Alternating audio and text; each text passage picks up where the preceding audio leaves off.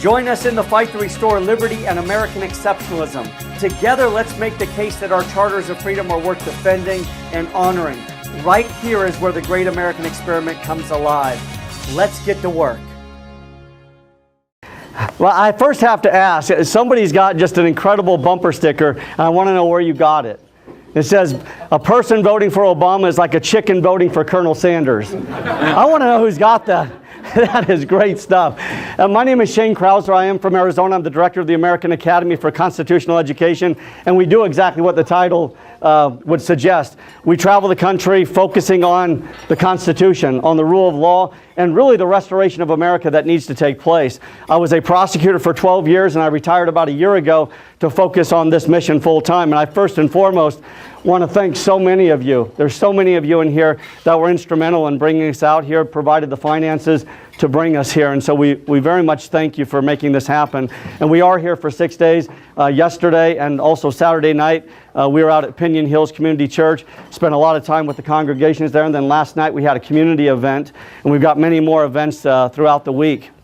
So we're very excited to be able to interact with the community throughout the coming days. So thank you. So let me just ask you, I want to dialogue with you a little bit and get your thoughts on some things. If you could change one issue, one problem in this country, what would that thing be that you would focus on, that you believe would begin to get us back on track rather swiftly? What would be that issue for you? Personal responsibility. Well, what do you mean by personal responsibility? Trying to instill into the populace of this country that you have a responsibility to take care of yourself and those issues you can take care of. Can you give an example of where you think we're falling short when it comes to personal responsibility? It would be easier to say the places that we welfare state. Okay. The right to make sure that you and your family are taken care of, both defensively and food and economically. Very good. Other thoughts? I mean, I believe the welfare state is significant. What we've done in this country is we've created a dynamic that encourages individuals to be lazy. And it comes through a system that we've allowed to develop. Individuals who are in office, and I know there's a lot of guys here in office, and of course you aren't the culprits here. I'm gonna make that assumption. But we know that there are individuals at the federal level, the state level, and at the local level that are interested in two things: elections and re-elections. And when you've created a culture that looks at what can this politician offer me, and the politician looks back and says, well, I can offer freedom, but giving away free stuff sounds like a better deal from the perspective of the mainstream. What do we begin to do? We create a welfare state that has absolutely killed this country. Personal responsibility has gone out the window. And I think that's a significant concern that we're dealing with today. Is there any other thoughts that if you could change one thing? Yes? The separation of powers are cloudy. The Supreme Court is legislating from the bench. The executive is doing executive orders that's contrary to the Constitution. So we've kind of lost the separation of powers. It's all muddy. How do we fix that problem? You know, when we take an oath to support and defend the Constitution, I guess a lot of us aren't doing that. So yeah, you're exactly right. I mean, we have an executive who's told us he has a pen and a phone. He will do whatever is necessary to accomplish his agenda. He stood up in the State of the Union address and said what? If Congress won't work with me, I will bypass them to accomplish whatever it is that I need to do. Here was the most disturbing part of that. You had at least 100 individuals that I could see that stood up and gave him an ovation. That just is incredible. The very individuals who have the responsibility to pass the law by way of constitutional powers, that is the legislative branch, stood up and gave him an ovation. Thank you for stealing our power, go to it. And then we know what happened the very next week. Congresswoman Sheila Jackson Lee created a full employment caucus for one purpose: to facilitate executive orders.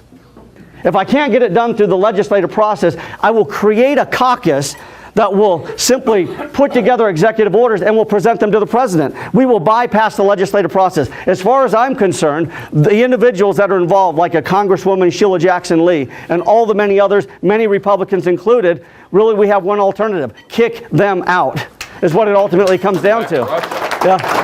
Yeah, send them back to where they came from. This is a big problem. And I have to tell you, I mentioned I was a prosecutor for 12 years. I was in our homicide unit and our gang unit for a significant period of time. And one of the last jury trials that I did, I think, captures the problem that's going on in America today. We were doing jury selection, and I know there's some DAs in here and some law enforcement officials here, so you'll know what I'm talking about. During the jury selection process, we're going through and we're identifying the individuals that we want and that we don't want. And there's when we're getting rid of individuals, we do what we call challenges for cause. It's an opportunity to get rid of individuals that we don't believe. Ultimately, the judge makes the final determination. We don't believe that the individual can be fair and impartial. They're bringing something by way of their background. They maybe know something about the case. They don't like law enforcement. They don't like defense attorneys. Whatever the case may be, the judge is making a determination that they can't be fair and impartial. And as we were going through these challenges for cause, the judge started doing something that was illegal. And that was actually dismissing jurors for cause in their presence. That's illegal. You can't do it for some pretty obvious reasons. If the judge sees that, hey, that person's getting off, now what do you have? You've got jurors that are saying, wait a second, they got off, I got an excuse too. Let me give you my excuse. And so I simply said, Judge, may I approach? And I approached and I said, what you're doing, you can't do. The rules don't allow you to do this. And she tells me this. She says, Mr. Krauser, I need you to go sit back down. Right? We don't have time for this nonsense. We want to get this trial started. I said, Judge, I'm not going to go sit back down. You're not permitted to do this. The law doesn't allow you to do this. And I opened up the rules, the law, and I showed it to her. I said, it says you can't do it. It's a challenge for cause, has to be done outside the presence of the jury. And she looks at me, she says, take your little rule book and go sit back down. And she says, if you don't take your rule book and go sit back down and get this trial started, I will hold you in contempt. And I said, Judge, all I'm asking is just as you demand that we follow the rules, you follow the rules as well. You can't do this. And so this conversation goes on at the bench. I think this captures exactly what's going on in America today. It's just a little rule book. Our Constitution, the rule of law, is just a little rule book. It's an inconvenience. And if I don't have anybody around me telling me that this is what I have to do, that is, I have to comply with the parameters of the Constitution, I'm not going to do it. Because sometimes governing is a tough game, especially when the Constitution tells you you have to do certain things, or you may not do certain things. It's a tough game.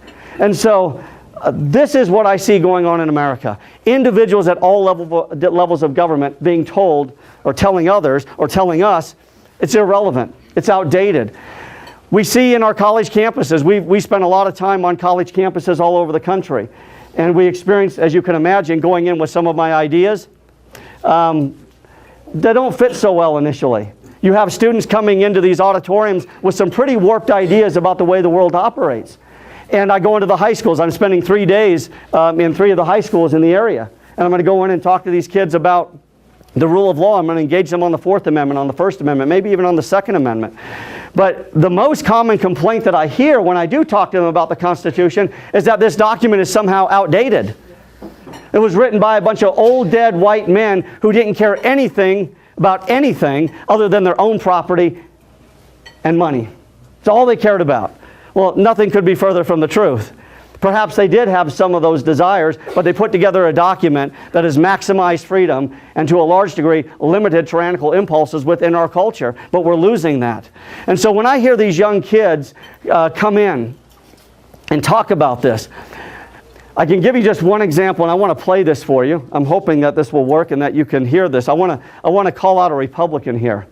Senator Lindsey Graham, South Carolina. Do you remember the NSA? The news breaks on the NSA? Let's play just a piece of his interview, and I think this is very telling. See if we can hear this.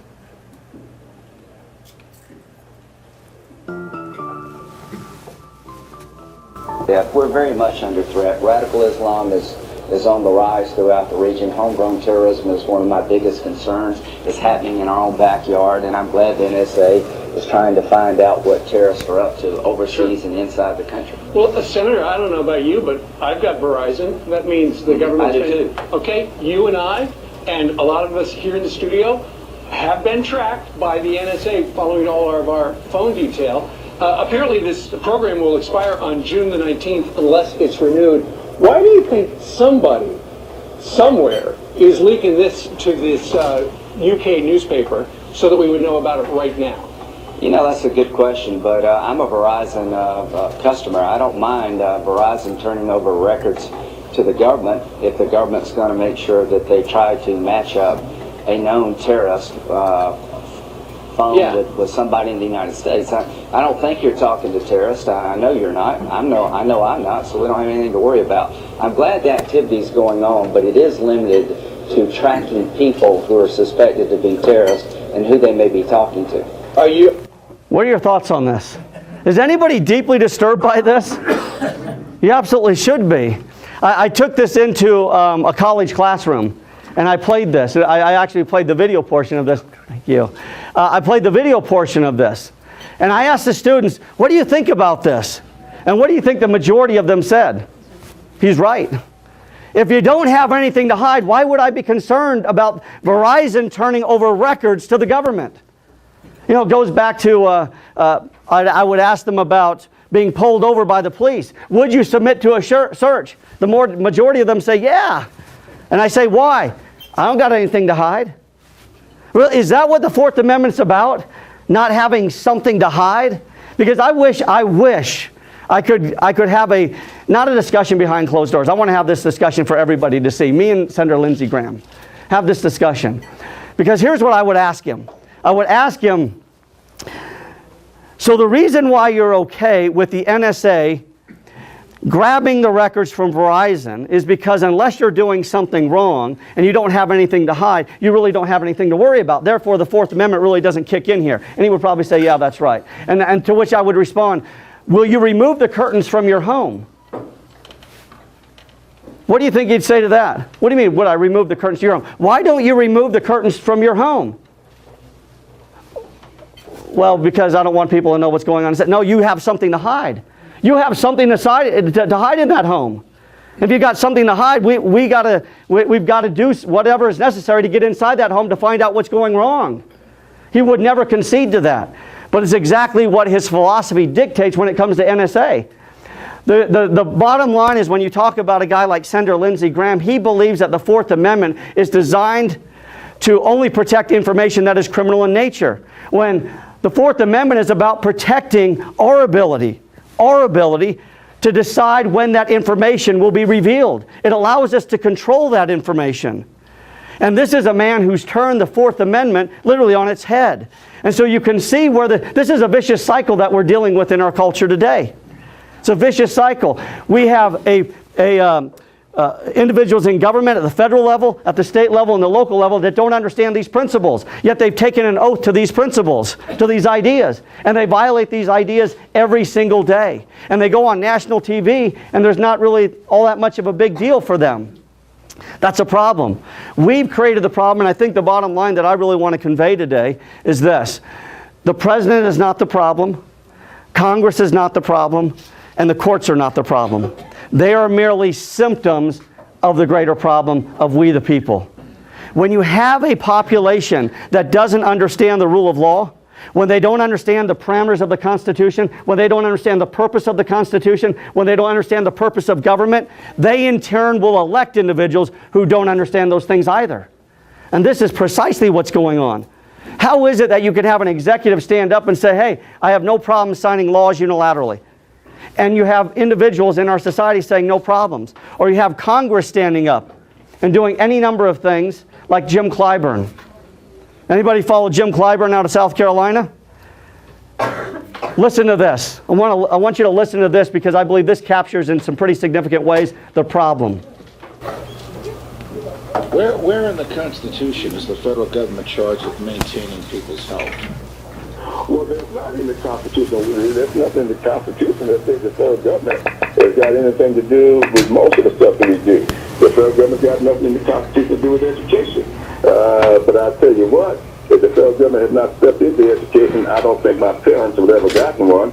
My father was denied a high school education because of state law. The federal government had to step in and says, you cannot do that to African Americans. Well, it was the federal courts that stepped in. Thanks be to God. that caused you to get the education you did. But if the Constitution doesn't authorize the federal government to have a Department of Education or to take care of people's health care, what's the sense of having it? You took an oath to uphold the Constitution. You can't go outside the Constitution because you think it's a good thing to do without violating that oath. I was certainly aware in the Constitution it prohibits the federal government from doing this. This guy's amazing. For those of you that didn't hear, started out asking, where in the Constitution do you have the authority? And he says, most of what we do in Washington, D.C. is probably not authorized by the Constitution. This is a guy on national TV with Andrew Napolitano who says most of what we do in D.C. is probably not authorized. And there seems to be no shame. And he's asked on the tail end of the conversation about, the issue is pushed a little bit, and he says, tell me where in the Constitution it tells me I can't do it. Wait a second. The guy hasn't read the Constitution. It's pretty clear he hasn't read the document because the first paragraph of the Constitution answers his question. It says, all legislative powers herein granted are vested in Congress. If it's vested in Congress, that means no one else has it, and you can't give it away. And so this is a man that says, most of what we do, probably not permissible. Tell me where it says we can't do it. Well, the 10th Amendment, just in case he forgot to read the first paragraph of the Constitution, there's this matching bookend called the 10th Amendment that says, if we haven't given it to you, you don't have it. End of story. It's the end of the story. And he hasn't read the document, and that individuals in South Carolina have voted this guy in, and there's not a movement to boot him out, blows me away to a degree. At the same time, I recognize the problem in the culture that we're dealing with. We have a significant problem with a society that doesn't understand the legislative powers. And Congressman Clyburn is a significant part of that problem. Listen to this. This is Tom Harkin, Senator Tom Harkin. What this bill does is we finally take that step. As our leader said earlier, we take that step from health care as a privilege to health care as an inalienable right of every single American citizen. As I've said before, this bill is not complete. I've used the analogy of a starter, and which we can add additions and enhancements as we go into the future. But like every right that we've ever passed for the American people, we revisit it later on to enhance and build on those rights. So a couple of things here. Healthcare as an unalienable right, number one, and government gives us our liberties. This is a new one. I must have missed this. You know, when Thomas Jefferson, the 33-year-old red-haired wonder, writes this document called that Declaration, and he says, endowed by their Creator, apparently he got it wrong. Apparently he got it wrong. It's endowed by their government, or the government. This is a man that fundamentally misunderstands where liberty comes from. And we've bought into the idea. We've bought into the idea as a culture that it's only government that can liberate us. On Thursday night, I'm going to be talking about this in a lot more detail, but let me just give you a clue in on this, what I'm going to be hammering away at. This is a cultural battle that we're dealing with in America. The election cycle battles are important, but they are not the most important. If you want to change things long term, you have to address the culture first and foremost. If all we're doing is focusing on election cycles, here's what's going to happen. The Republicans win, and the Democrats get really upset. And they rally the troops, and they utilize their resources, and 4 to 8 years later, we swing the pendulum back over to the other side. And the Republicans get upset, and they rally their troops and accumulate their resources, and we swing it back to the other side. There is a way to ensure that you win elections, and that we win elections for the next 100 years. And that's start refocusing on the cultural battle. Because this is the culture that we're dealing with in 2014 is a direct result of Woodrow Wilson and what he began 100 years ago, a little over 100 years ago, when he told us things like, if you want to understand the Declaration of Independence, don't read the preface. That's profound. He started something very, very powerful. What's the preface? We hold these truths to be self-evident, that all men are created equal. He says, if you want to understand the preface, well, if you want to understand the Declaration, don't read the preface. If you remove the preface, what's left? The 27 grievances. And he says, they were just as free as we are. And we are not bound by the words of the founders. Those are his words, not mine. We are not bound by the words of the founders. And we can address the problems that we have today in the way that we feel is appropriate. And then went on to say this in a nutshell. We believe that our Constitution is found on two principles. We in here believe this. Men and women are born free, and men and women with power cannot be trusted. That's why we have a Constitution. It can be captured in those two ideas. But if you look at Woodrow Wilson and FDR and LBJ and this administration, here's what they believe. Men and women are not born free, and men and women with power can be trusted. They've absolutely flipped the Declaration on its head. They believe that men and women with power are benevolent and that they will look out for our best interests. Well, we've learned these ideas before. You know, Plato's Republic, Thomas Hobbes' Leviathan, Sir Thomas More's Utopia. We've seen these ideas play out over and over and over again. This is simply an outdated idea coming to the forefront again in 2014. And I've got a problem with it. And I think all of you have a problem with this. We are being told that this Constitution is somehow outdated. So I want to take you back and just share an experience with you on this outdated Constitution. I'm a radio talk show host back in Phoenix. And I had a caller that chimed in one afternoon and said, you know, Mr. Krauser, you know, I'm really tired of all this Constitution nonsense. It's time to move on. You can talk about other things other than just the rule of law and all the issues that we're dealing with. It's time to move on, get a grip on reality. Quit holding on to this document that is old, dusty, outdated, archaic, evil. Get rid of it. So I let him talk. And then I simply said this when he was done. I said, tell me where. Tell me where in the Constitution it's outdated. Just give me one example. I'm wondering, is it the 13th Amendment that says no more slavery? That you can't hold individuals for involuntary servitude anymore? Is that the outdated idea found in this document? Or is it maybe the 15th Amendment that says all people can vote regardless of race? Or is it the 19th Amendment that says all individuals can vote regardless of gender? Is that where it's outdated? Or maybe what you're speaking of is the 14th Amendment that says equal protection under the law. The government cannot choose who it will protect and who it will harass. Is that what you're referring to?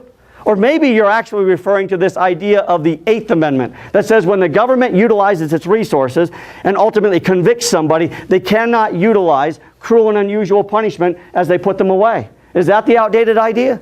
Or maybe it's that silly 5th and 6th Amendment. You know, you can't use someone's silence against them. You can't force somebody to help the government build their case. Government's got to bring the goods. Or maybe it's that 6th Amendment, you know, that fair trial, speedy trial, public trial nonsense. You know, have a right to confront witnesses, have a right to compel my own witnesses to come in and testify on my behalf in the face of exorbitant government resources. And I have a right to have someone assist me through the process. Is that what you're speaking of? Because I'm not getting this. Or maybe it's this 2nd Amendment that says I have a right to defend myself, but even more than that, I have a right to defend myself and stand with other patriots against a government gone rogue. Or the 1st Amendment says I have the freedom of speech, the freedom of assembly, the free exercise of religion, and the right to petition government when there are issues. Tell me where this document's outdated. I mean, we can go to the body of the Constitution, you know, those first 7 articles, where it tells government what they can do. And if they go beyond that, they violated their oath, and we have a right to kick them out. So tell me where this is outdated. So I waited, and what do you think the response was? It was a dial tone. It was a dial tone. And this is the thing. We have to go on the offensive. The Republican Party has to go on the offensive. We have to start mandating that the other side tell us why their ideas are better. Our ideas are better, and we can defend those ideas. The Republican Party platform, it's 62 pages long. When was the last time we read this together? It says we are the party of the Constitution. If it's the party of the Constitution, that Constitution has to become to a large degree front and center. Front and center of our debates. They're telling us it's old and dusty and outdated, but it's interesting when you have the arguments with them, they're not able to defend those positions that it's old, dusty, and outdated. They simply say it was written by a bunch of slave owners, which is incorrect as well. The minority of the individuals who signed those documents, the Declaration of Independence and the Constitution, were not slave owners. The majority of them did not have slaves. So next argument, please. What's the next argument you have? So we need to go on the offensive and start mandating, demanding, having these debates. I mentioned last night that two other things, and I'm going to sit down. I know you guys all work and you're doing your thing today. So two other final thoughts here. Professor Seidman you've all probably heard of him. Professor Seidman was the guy who went out on national TV a little over a year ago on ABC. He's Georgetown University and said what? Constitution's outdated. It's time to move on. And we flew out to Washington, D.C., Georgetown University, to visit with him. And I knocked on his door. And to make a long story, a very long story, very, very short, I challenged him to a debate. I had 2 national media outlets that were willing to televise a debate between me and him. What do you think he said? No. Not interested. After he contemplated over the course of 8 weeks whether or not this was a good idea or not. That's the problem. It's easy to sit behind a camera and spout your ideas. It's different when you have someone confronting you and say, you know what, you can say those things, but let's have an open debate. Let's have an open conversation. Let's engage in the contest of ideas. Because when we do these things, when we take on this dynamic of going on the offensive instead of just playing defense, you're going to see a sudden shift, and it's going to be very, very swift in this culture. Because when people know that you're on their trail, experiencing an intellectual beatdown in front of other people is not something that the other side wants. And when we engage them utilizing different tactics, making them taste their own medicine, we're going to see significant progress. And that's really what we're focused on. We want to have the debate. We want to have the dialogue. We want to go into the schools, whether it's high schools, college campuses, it doesn't matter. We want to have these discussions because what we enjoy hearing more than anything else is this. When those college students sit in that auditorium and we engage in dialogue with them and then have them come up and say, tell me something. Why have I never heard these ideas before? It happens everywhere we go. Every single place we go, why haven't I been told about these things? Why haven't I heard these ideas? Why isn't our teacher presenting these things to us? They're not presenting both sides. And if they're not presenting both sides, that should tell us something. There's an agenda that's being accomplished. You're teaching people, students, to think a certain way. And the only way you change that is this multidirectional approach that has to take place. Multidirectional, coming at them from all sides. Stop playing checkers while they engage in jiu-jitsu. Stop playing marbles. Because what we do really well, I'm a registered Republican, and what we do really well, as I've watched, is we like to play checkers and we wait for them to strike. Meanwhile, they're coming at us from all sides. We've got to go at them from all sides as well so they don't know what's hit them. And part of that comes through the argument, through the debate, and a willingness to have multiple people on multiple different fronts saying we want to have this discussion. Because when we have this discussion and the other side is able to hear this, we'll convince those people. I mean, I know there's a lot of people out there say, you know, don't go on Anderson Cooper. Now stay away from those guys. I was on the Today Show and NBC Nightly News just recently, and people told me I was crazy. They said, they're going to make mincemeat out of you. I said, let's see this happen. And it was as a result of a bill that passed in Arizona, but was vetoed by the governor. It was SB 1062, the Religious Freedom Bill. I was a defender of that bill, despite the fact that all the legislators in Arizona were running for the hills. None of them would defend it in front of the media. It was an absolute shame. And as far as I'm concerned, those people need to be kicked out. If you can't stand for the First Amendment, the free exercise of religion, what are you doing in there? Because you're concerned about that next election. We need to have people that will stand up and defend these ideas, even in front of a hostile media that wants to try and rip us to shreds. We had a great time, by the way. We had a great time in those interviews. Let me leave you with this one final thought. Because I think this, my hope is that this will, together we can recognize, here's where we go together. Lockstep, arm in arm. World War II, the Battle of the Bulge. We were losing. And we were running for the hills. And we had flown in paratroopers at the time, members of the 82nd Airborne, to come in and take care of business. And there's a story of one particular tank that is moving away from the enemy. And he's going up a dirt road. And as he goes up this dirt road, there's a man that steps out. He's a member of the 82nd Airborne. And he steps out, and you can see he's got about 3 days worth of growth on his face, deep, hollow, sunken eyes. He's got an M4, and he's got a handgun on his side, and he's ready to take care of business. And he stands up in the middle of the road as this tank is coming towards him. And the tank stops in front of him. It's an American tank. And the tank commander asks him, what are you doing? And this man from the 82nd Airborne says, are you looking for a safe place? Imagine that. Asking the tank commander, are you looking for a safe place? And the tank commander says, yes, I am. And the paratrooper says, get behind me. Get behind me. I'm a member of the 82nd Airborne, and this is as far as the bastards are going to go. They're not going any further than this. And I think that's the mentality that we have to take on. This is as far as we're going to allow them to go. This is as much freedom as we're going to allow them to infringe upon. This is as far as we're going to allow an executive to go, to breach his authority that we've given him through our Constitution. This is as far as we're going to allow Congress to go. Regardless of the letter behind your name, this is as far as we're going to allow you to go. And if you want to compromise our liberties away, we will kick you out. If you want to compromise on that oath that you've taken, we're going to kick you out.